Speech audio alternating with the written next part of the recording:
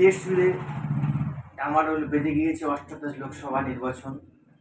যে লোকসভা নির্বাচনে স্থির করা হয় আগামী 5 বছর কার হাতে বা কাদের হাতে বা কাঁধের কাঁধে দেশ চালানোর দায়িত্ব বা দেশের চাবিকাঠি তুলে দেব।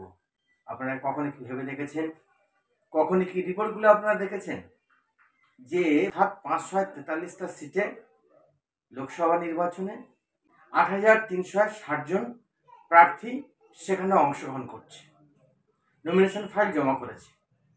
এখন এই যে 8,360 জন নমিনেশন ফাইল জমা করলো, আচ্ছা আপনারা কখনো কি ভেবে দেখেছেন এটা শিক্ষাগত যোগ্যতা কত? আপনি ভাবলে অবাক হয়ে যাবেন যে এই যে অষ্টাদশ লোকসভা নির্বাচনে যাদের কাঁধে যাদের হাতে আমরা দেশের চাবি তুলে দিচ্ছি, অর্থাৎ যারা দেশ শাসন করবে, দেশ চালাবে, যারা নতুন করে আইন প্রণয়ন করবে, দেশের উন্নয়ন ঘটাবে, সংবিধান রচনা করবে, তাদের মধ্যে কিনা 121 জন নিরক্ষর, অর্থাৎ তারা লেখাপড়া জানে না, নাম সইটুকু জানে না। 121 জন সম্পূর্ণ নিরক্ষর, ইলিটারেট পার্সন, তারা কি দেশের আইন প্রণয়ন করবে? আপনার কি প্রশ্ন হয় না যে 121 জন যে প্রার্থী তারা লেখাপড়া জানে না? শুধু তাই না, আরো আপনি চমকে যাবেন যে 4 পাস রয়েছে 359 জন। এটা আমি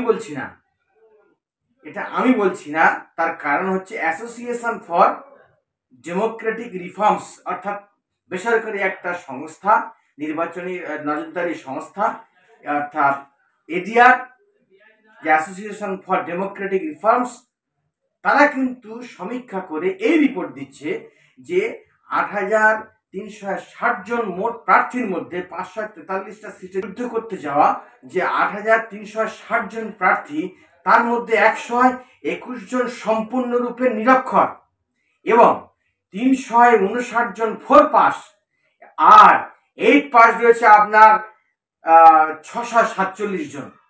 8 পাস রয়েছে 647 জন। আচ্ছা আপনি ভাবুন তো, এরাই দেশ চালাবে? এরা সাধারণ মানুষের কথা ভাববে? এরাই দেশের আইন প্রণয়ন করবে? আমরা কাদের হাতে ক্ষমতা তুলে দিচ্ছি ভাবুন, প্রশ্ন করুন। আমরা ডিজিটাল ইন্ডিয়ার যুগে বসবাস করছি, অথচ কিন্তু এখনো পর্যন্ত আমরা দেশটাকে শিক্ষিতের জায়গায়, উচ্চ স্তরে আমরা নিয়ে যেতে পারিনি।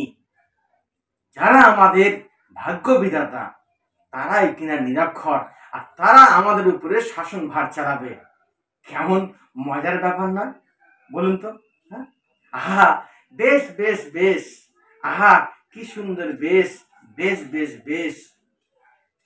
বেকার শিক্ষিত যুবক রিক্সা চালায়, মূর্খ চালায় দেশ। ভাবছি সভ্যতাটা এদের হাতে এইভাবেই হবে শেষ। নমস্কার।